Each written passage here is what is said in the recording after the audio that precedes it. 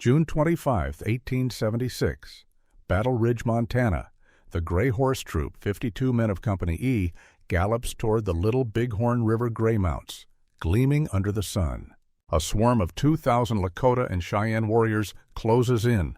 Bullets tear through the air, horses scatter in panic. In moments, 39 troopers lie dead, some slumped in a jagged gulch called Deep Ravine. Captain Thomas McDougal swears he buried 20 men there, their hands clawing at the ravine's steep walls. But today, no markers, no bones remain. Were these soldiers really lost in Deep Ravine? Or is it just a ghost story from a brutal battlefield? That brutal clash on June 25, 1876, left scars across Battle Ridge, and nowhere is the mystery thicker than the South Skirmish Line. This rugged stretch of land slopes down from Last Stand Hill, where Custer made his final stand toward the Little Bighorn River. Dotting the ground are about 50 white marble markers placed in 1890 to mark where soldiers fell. They form a jagged path leading to a dark, narrow gash in the earth called Deep Ravine, 40 to 60 feet deep and barely 20 feet wide. Archaeologists have dug up spent bullet casings here. 45 to 70 Springfield rounds from Army rifles and 44 Henry rimfire from native warriors' guns, proof of a desperate fight. Soldiers like Captain Miles Moylan and Cheyenne warriors like Two Moons swore men died in this area, their bodies crumpling under a storm of gunfire and arrows. But here's the kicker. Those marble markers stop short at the ravine's edge. Not one sits inside Deep Ravine itself. If Company E's troopers fell there, as so many claimed, where are the signs? Are their bones still buried in that shadowed gulch, or did the ravine hide a different story altogether? The mystery of Deep Ravine pulls us back to the men who fought there, the soldiers of the 7th Cavalry. In the Frontier Army, a soldier's world was his company, not the whole regiment. These guys ate together, marched together, lived together, each unit forging its own grit and personality. By 1876, the 7th Cavalry, about 600 strong, was a force of 12 companies, and for the first time, they all rode out together under Lieutenant Colonel George Custer, chasing Lakota and Cheyenne bands across the Montana plains. Back in November 1868, before the Battle of Washita, Custer pulled a bold move. He sorted every company's horses by color bays for one chestnuts, for another grays, for Company EE. The idea was to spot units from afar, but let's be real.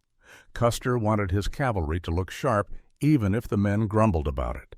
Those gray horses made Company E stand out, earning them the name Gray Horse Troop. A detail native warriors later recalled vividly, helping us track their path at Little Bighorn. Company E was no green unit. Of its 52 men, only 5 or 6 had less than a year in the saddle, making them some of the toughest in the regiment. Leading them were First Lieutenant Algernon Smith, a grizzled Civil War veteran with battle scars to prove it, and Second Lieutenant James Sturgis, a fresh-faced West Point grad class of 1875, barely 22 years old.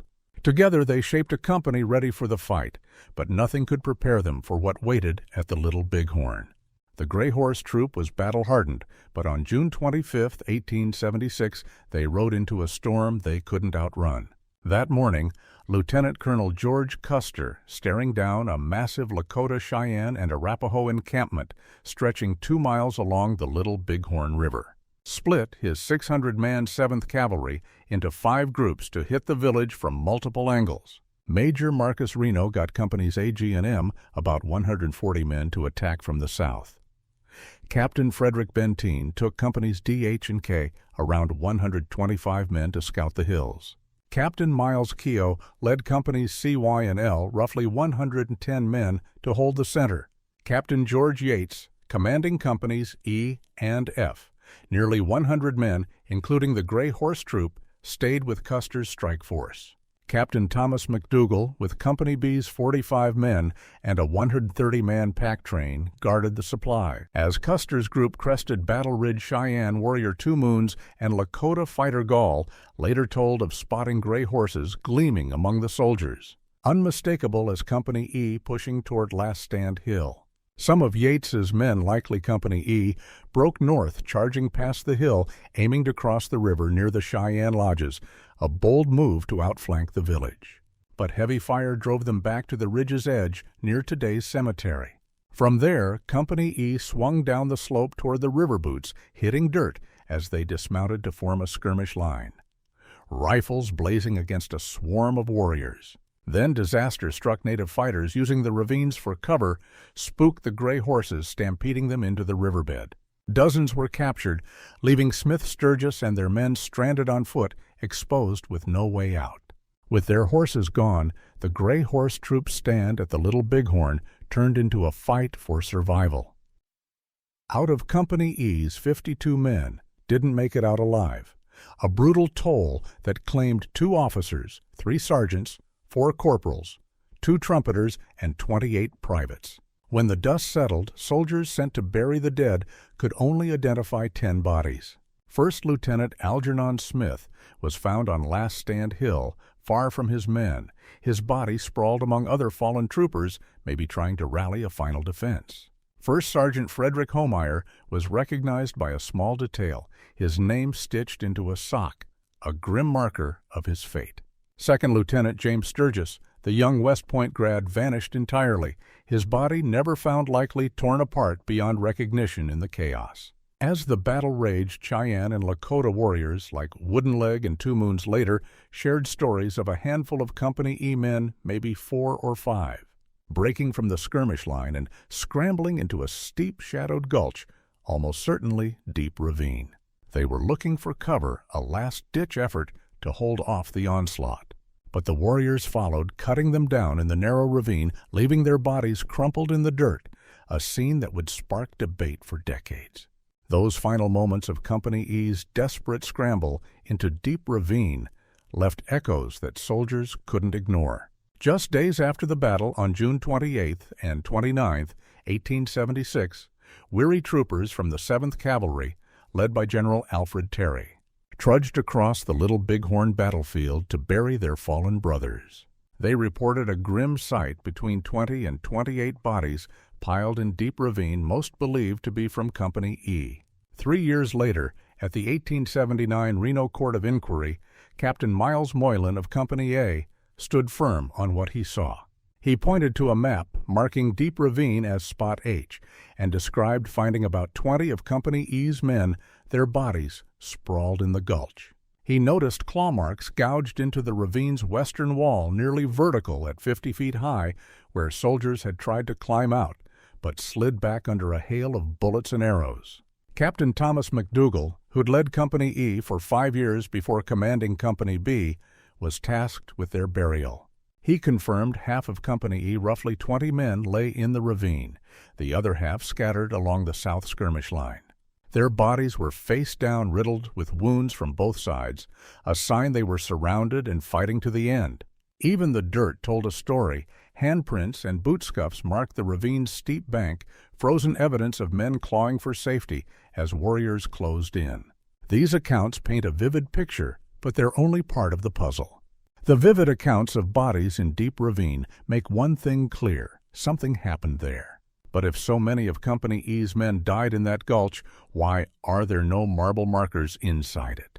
Today, about 50 white markers trace the south skirmish line, some perched right on Deep Ravine's rim, but the ravine itself is empty.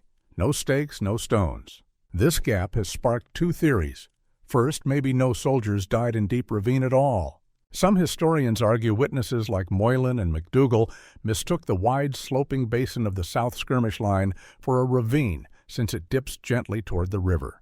When archaeologists, led by Douglas Scott, dug into Deep Ravine in the 1980s, they found nothing. No bones, no buttons, unlike other parts of the battlefield littered with artifacts. Soldiers burying the dead on June 28, 1876, after 3 days of scorching heat, just shoveled dirt over bodies where they lay, too grim a task to move them. No stakes were placed in the ravine then, and when marble markers went up in 1890, none landed there either. The ravine's steep 30 to 40 degree slope and sticky clay soil also mean bones couldn't have washed away, so if no remains are there, maybe no one fell there. But hold on, there's another side. The second theory insists soldiers died in Deep Ravine, and the evidence is hard to dismiss. Moylan and McDougal, plus Cheyenne warrior. 2 moons all described men killed in a steep, narrow gulch, 40 to 60 feet deep, 20 to 30 feet wide. A perfect match for Deep Ravine. Digging around the ravine's rim, archaeologists found piles of 45-70 Springfield cartridges from Army rifles and 44 Henry rimfire casings from native guns, proof of a fierce firefight. Old photos from 1877, snapped by Stanley Morrow, show Deep Ravine's walls sharper than today's eroded slopes, suggesting collapsing dirt could have buried remains 6 to 10 feet deeper. Those hasty burials in 1876, done under fear of another attack, might have left shallow graves too faint to notice when markers were set years later. So, which is it, a case of mistaken terrain or hidden graves? The debate over Deep Ravine's missing markers is more than a historical puzzle. It's a window into the chaos and legacy of the Little Bighorn. On June 25th and 26, 1876, the battle claimed 268 U.S. Army lives. 210 of them under Lieutenant Colonel George Custer's direct command wiped out in hours. Facing them were 1,500 to 2,000 Lakota, Cheyenne, and Arapaho warriors who lost 55 to 60 men, a testament to their overwhelming numbers and fierce resolve. Company E, riding with Captain George Yates's battalion, played a pivotal role in this disaster. Their push to hold the South Skirmish Line in Deep Ravine was a gutsy bid to fight back or break free, but against a tidal wave of warriors, it was a lost cause. Today, we're still piecing together their story, but it's not easy. Archaeologists tried digging Deep Ravine in 1984, 1985, and again in 2004, but tight budgets, basic tools, and the ravine's 40 to 60-foot depth stopped them short. No bones turned up, leaving the mystery wide open, beyond the dirt and data. Deep Ravine stirs bigger questions. Historians argue over what happened. Archaeologists push for more digs, and Native American communities, like the Cheyenne and Lakota, weigh in on how to honor this sacred ground. The fight over the Little Bighorn's memory, from preservation to storytelling, keeps Company E's fate alive in our debates. A reminder of a battle that changed the West. The fight over Deep Ravine's meaning keeps us tethered to that blood-soaked ground of 1876, but the truth remains just out of reach. Eyewitnesses like Captain Miles Moylan and Cheyenne warrior 2 Moons swore they saw Company E's men cut down in that steep gulch. Yet digs in 1984, 1985, and 2004 turned up no bones, no trace of the Gray Horse Troop. Collapsed ravine. Walls now 6 to 10 feet deeper than they were back then might hide the answers, but we're left with more questions than facts. Did those 20 or so troopers really die in Deep Ravine, their graves lost to time and erosion, or were the stories skewed by the fog of battle?